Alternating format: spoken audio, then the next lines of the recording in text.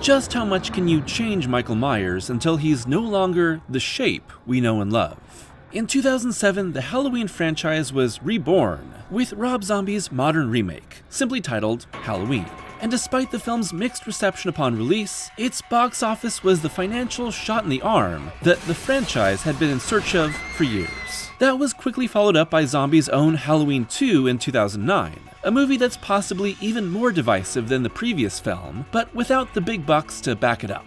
And so, in the span of only a few years, Michael Myers and horror's original slasher franchise slammed head-on into the 2000s trend of gritty, hopeless remakes, only to be quickly left searching for a future.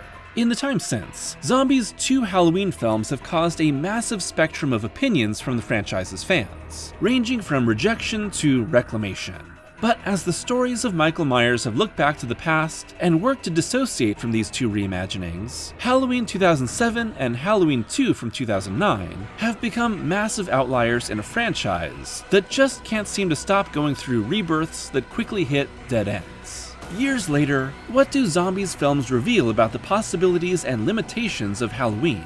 What behind-the-scenes battles compromised his remake? And why is Halloween 2 quietly one of the strongest movies in the series? This is Rob Zombie's Halloween Duology, Michael Myers' most controversial era.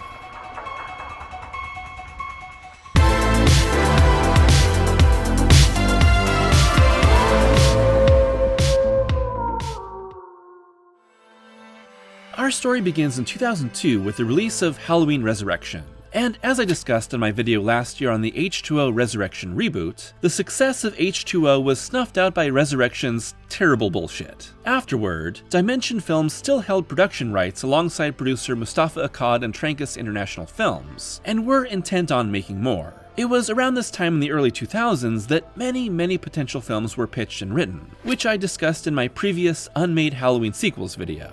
None of these, including a proposed crossover with Hellraiser, ever made it far. But all work on another Halloween film was stopped with the death of Mustafa Akkad, who was killed in the terrorist bombings in Amman, Jordan on November 9, 2005. Akkad was with his daughter, 34-year-old Rima Akkad Monla, when the hotel lobby they were in was attacked. Rima died in the explosion, while Mustafa passed 2 days later at the age of 75. The man who helped bring Halloween to life back in 1978 was gone, with his son Malik Akkad, who had helped produce H2O and Resurrection, now fully in charge of the series' future. It was soon decided that the franchise needed a different direction, and that direction led them to one man.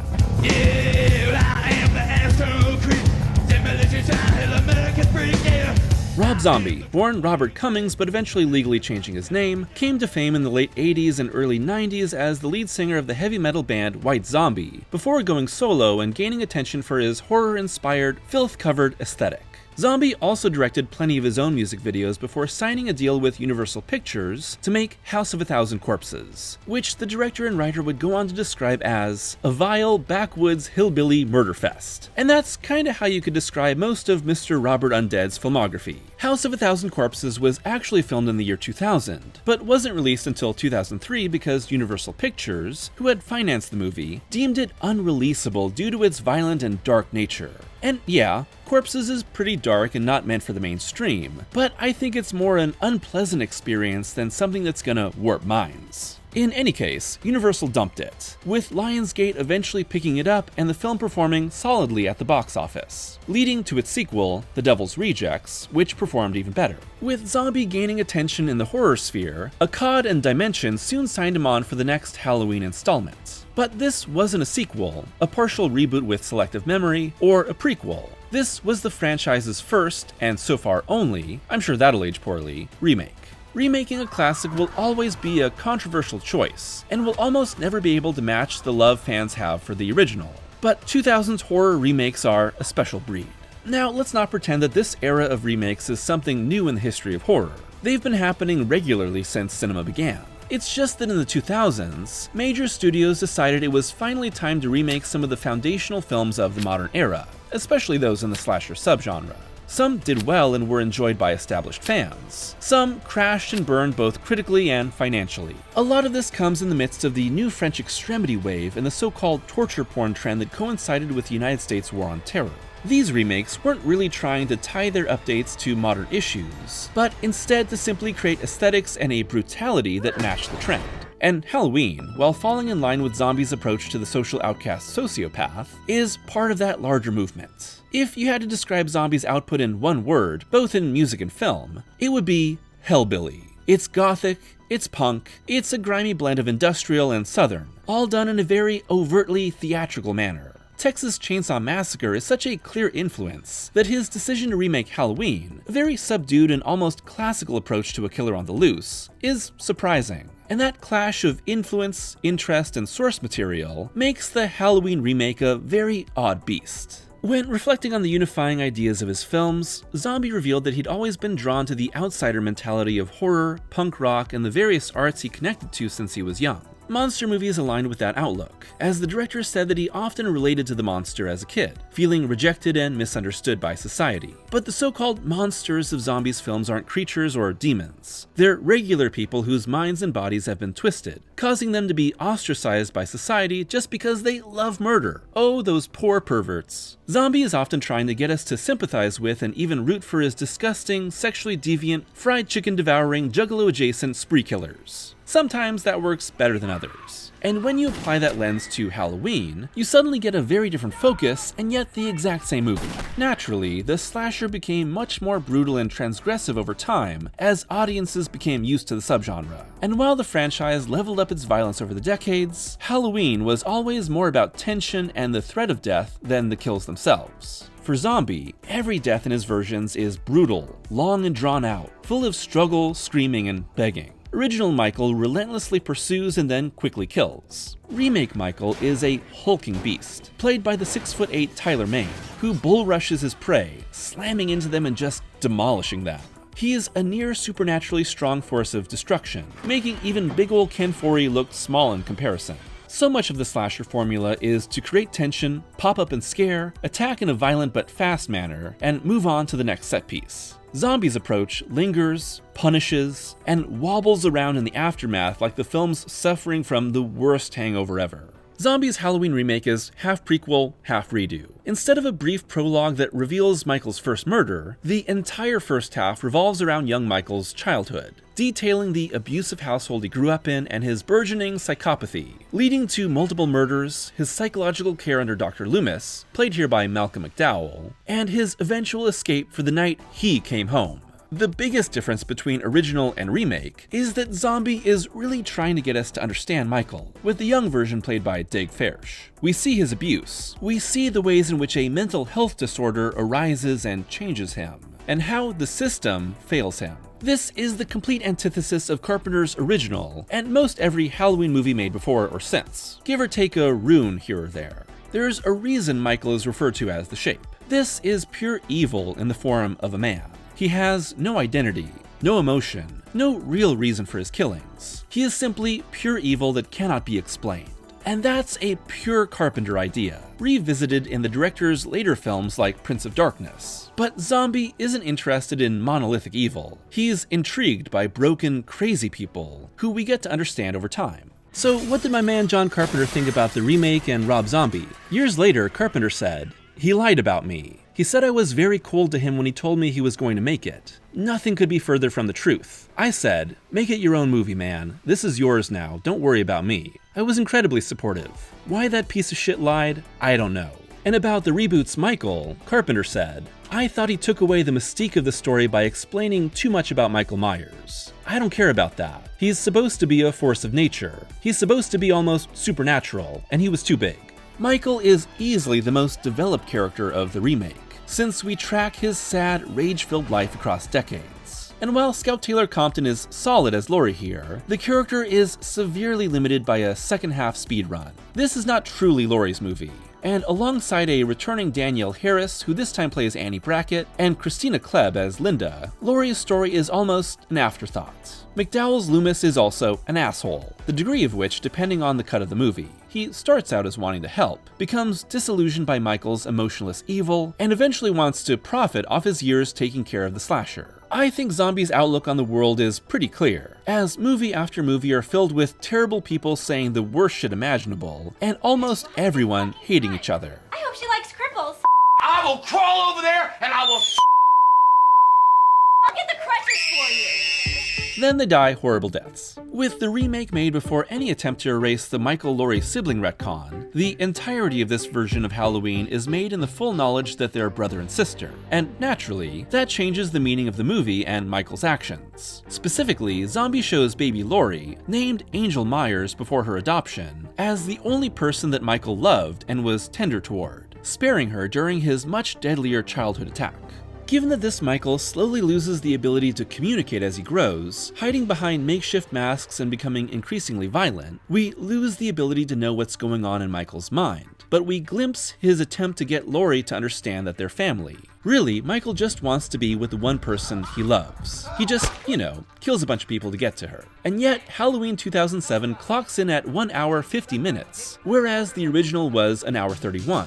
That's only 20 extra minutes for what is essentially double the amount of story. And I think this split in focus is the film's biggest weakness. Zombie is clearly most interested in Michael. He paints him as a sympathetic character, especially in the first half, causing the remake of Halloween proper to not start until the halfway point, with Laurie and friends sprinting through all the same story beats of the original. I would say that both of Zombie's Halloween films, whatever you think of them, succeed in being scary, because their portrayals of insanity and violence feel unsanitized and unpolished. While I wouldn't go so far as to say they feel real, I think they feel immediate, unflinching, and cruel. But Zombie's approach to filmmaking and what his producers at Dimension, Bob and Harvey Weinstein, wanted didn't align.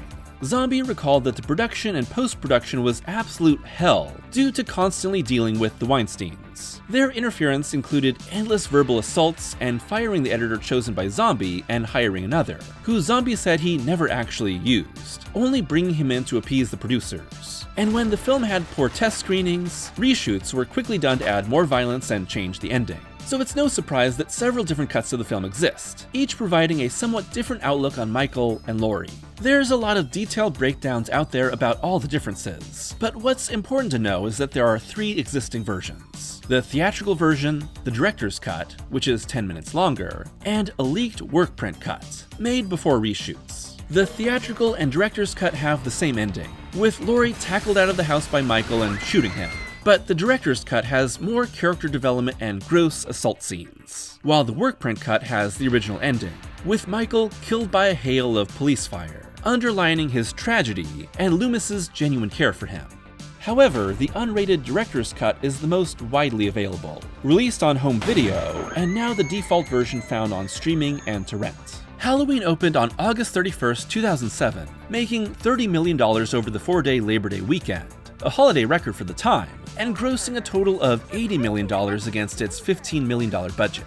That's more than any other film in the franchise had grossed so far, including the original without accounting for inflation. Dimension finally had a hit on its hands and, naturally, wanted to make another. In the lead-up to the remake, Zombie had signed a 3-picture deal with the studio, but he simply didn't want to work with the Weinsteins again, and I can't blame him. With a sequel going nowhere fast without him, he agreed to return on one condition, revealing years later that he told the producers, "I'll direct it if you let me out of the 3rd picture. I'm the only guy that negotiates lower picture deals." With the contract locked in and Zombie much more free to make the movie he wanted, we arrive at Halloween 2. I know he's not gonna come back just because of some stupid holiday.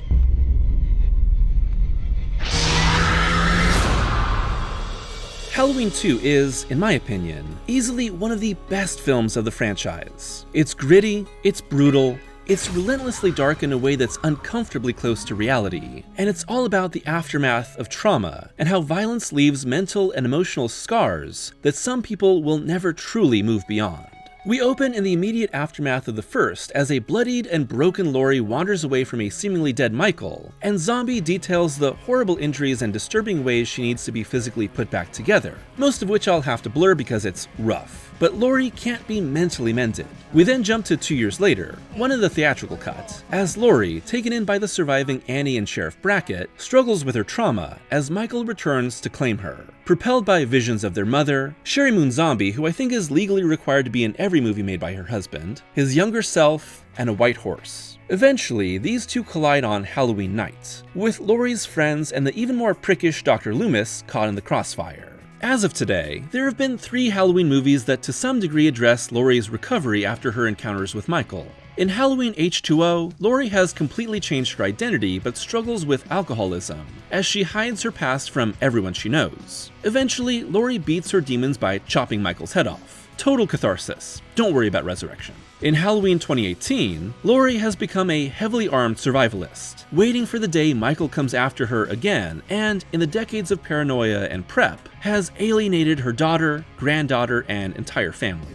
In the end, Laurie and the 2 generations that follow her are able to trap and destroy the Shape, overcoming trauma through sheer willpower. Don't worry about Halloween kills and ends. In Zombies Halloween 2, there is no real catharsis or healing. Quite the opposite, in fact. In developing the sequel, Akkad told Zombie that he could make the movie his own, no longer needing to adhere to the franchise's mythology or tropes that were mandated by his father. And boy did he. Halloween 2 is really just jettisoning everything sacred about the franchise to make this its own movie, and that's why I think it works so much better than the remake. First off, Michael barely wears his mask, wandering in the middle of nowhere and only putting it on when he attacks. Even then, the old, damaged mask is torn apart, revealing the broken human underneath. Meanwhile, Laurie struggles with terrible trauma and slipping sanity, damaging her relationship with Annie and Sheriff Brackett, who have taken her into their family. And I just have to say that Danielle Harris is amazing here, creating a damaged but still loving Annie who the film clearly cares about. I think her death at a returning Michael's hands is almost too tragic, and Zombie knows it too, not showing it on screen whereas every other attack is shown. Sheriff Brackett discovering her body, complete with real footage of a young Harris, is so real and traumatic that we accept that this was a real person with a life and family. There's nothing enjoyable or vicariously thrilling about it. And Brad Dourif is incredible in this movie, maybe his best performance amongst decades of god-tier work, as a broken down man trying to be a good father and surrogate father in a world that he knows is a terrible place to be. It's so sad, but Halloween 2 isn't afraid to show that, and that's why it's so good. But please never do anything bad to Danielle Harris again. I like her too much to handle any more of this. There are, however, some clearly mandated elements made to appease fan expectations. The opening sequence of Michael's hospital rampage, complete with a pre-fame Octavia Spencer, is a dream sequence designed to give us the slasher thrills we expect, and that are basically absent from the rest of the movie. I think the worst parts of this movie are anything revolving around Michael's attacks. Halloween 2 takes several breaks from its story to introduce a new group of characters, who are usually total scum, and then have them run into the wandering Michael, who brutally kills them. It's all pretty grotesque and miserable and has so little to do with the point that Zombie is trying to make. If Zombie had dropped some of those sequences, I'd really be impressed by the film. And honestly, if this movie had dropped the Halloween branding entirely, I think it would have had a very different reception from fans, because this is so very much not a Halloween movie. Then again, neither is Halloween 3, and that film has been totally reclaimed by fans in the decades since it was made. We've had plenty of Halloween movies that are faithful to the central concept and structure of Carpenter's original in the time before or since. I am happy to see something very different done once in a while within a franchise that will outlast all of its creators. Laurie's psychosis, even more pronounced than the director's cut, puts the character on a very different path, with Zombie saying, "As Laurie is Michael's sister, I'm playing it like he is clearly insane, and so is she. But her insanity doesn't manifest itself in the same way. Michael Myers was clearly insane by age 10, so I figured, well, maybe hers comes at age 19. So that's pretty much what it is. She is slipping into insanity throughout the whole movie." Both of these movies are trashy on purpose, filled with crude and often unlikable characters. But those who are given the spotlight become very human and lovable, with Zombie giving them a heart and tenderness that makes their fates even more tragic.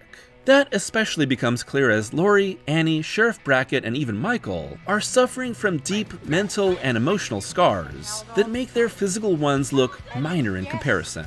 In contrast, Loomis has become an egotistical, fame-hungry pop psychologist, exploiting Michael's rampage for money and attention. It's definitely not the crusading, trigger-happy, child-endangering hero that Donald Pleasance brought to life for decades, and, once again, a cause for fans to be alienated by this movie. Despite Zombie being given much more free rein with number 2, the production was still miserable for the director, and surprise surprise, the result was another director's cut of the movie that was released on home video, and there's absolutely no comparison. Zombie's director's cut is vastly superior. The biggest difference is the ending.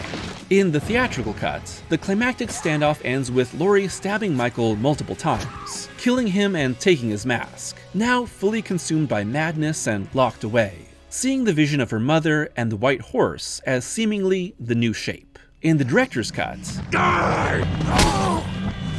Michael is shot down by police, and when Laurie attempts to finish off the dying Loomis, she's shot too, dying and seeing the white horse vision as she passes away. Both are extremely dark endings, but the director's cut is 14 minutes longer and is more intent on having us sit in the sadness and trauma of its characters. That makes the film more uncomfortable and darker, but that's the whole point of the movie.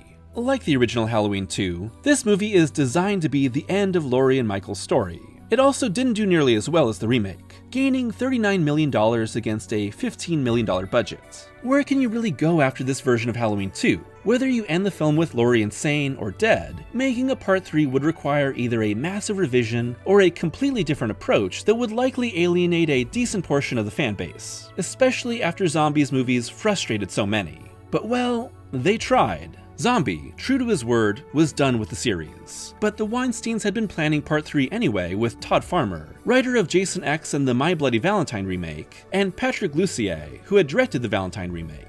However, their 3D movie following an institutionalized Laurie and a still-alive Michael, which ends with Michael mercy-killing his sister, couldn't get made due to the Weinstein Company's financial issues despite being fast-tracked. A second version written by Steph Hitchinson also wasn't made due to lack of money, this time focused on Sheriff Brackett wanting revenge. And after considering many different pitches for many different sequels and reboots, Dimension officially lost the rights to the series in 2015, 20 years and 5 movies after first purchasing them. What would come next with David Gordon Green's reboot of the series is a story for another Halloween. But as for Rob Zombie, Halloween 2 would be his last big-budget movie and his last real box office success. Everything in the years since has been done on a very small budget, and making very little impact outside of a small group of dedicated fans. In the end, I think Zombie's Halloween films did more damage to his prospects as a director than they did to the franchise itself. Michael Myers is an icon, and has easily bounced back to major success. But Zombie and major film studios have stayed away from each other,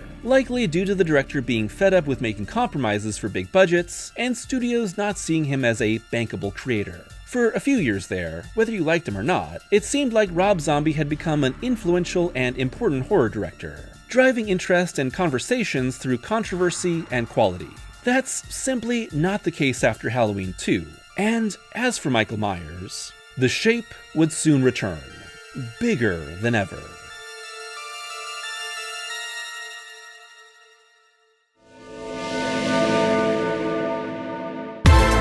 Thanks for watching today's video, and with the beginning of the Halloween season of videos comes another Halloween franchise video. And we finally come to the Rob Zombie era of Michael Myers. I won't lie, this is a video that I've been dreading a bit, but I actually enjoyed talking about Zombie's Halloween duology a lot more than I anticipated. As I discussed in the video, I really don't like this Halloween reboot, with rewatches really solidifying the big flaws I see in that movie. But while I've long had a positive opinion of Zombie's Halloween 2, my rewatch for this video made me really like that movie. It's a very unpleasant and often miserable film. Not exactly something I want to watch over and over, but I think it's really well made and very effective in its portrayal of trauma and PTSD that most horror movies refuse to spotlight in favor of being fun. That's not for everyone, but I think it elevates it above most other Halloween sequels. If I had to describe Zombie's 2 Halloween movies in pro wrestling terms, oh wow, what a shocker, I would most compare the Halloween remake to when Undertaker first became the biker American badass persona in 2000. A needed refresh, but still too banged up to be great in the ring, with late stage Attitude Era giving him some edge. And Halloween 2 would be how Undertaker blended the return of the American Badass in his final Boneyard match against AJ Styles, blending biker with a bit of spooky for something more effective. Then again, my favorite Taker persona is Big Evil, but this whole video is full of my unpopular opinions. There will be many more Halloween franchise videos to come for future holidays, and many more videos this Halloween season. But here, I'd love to hear your thoughts on Zombies Halloween movies, and what you'd like to see for the future of the franchise. As always, a huge thank you to my patrons for their continued support. And if you'd like to be a patron, it's only $1 a month for early access to every video, and exclusive Patreon-only reviews, with lots and lots of bonus content for the Halloween season. So until next time, I hope that you're taking care and having a happy Halloween.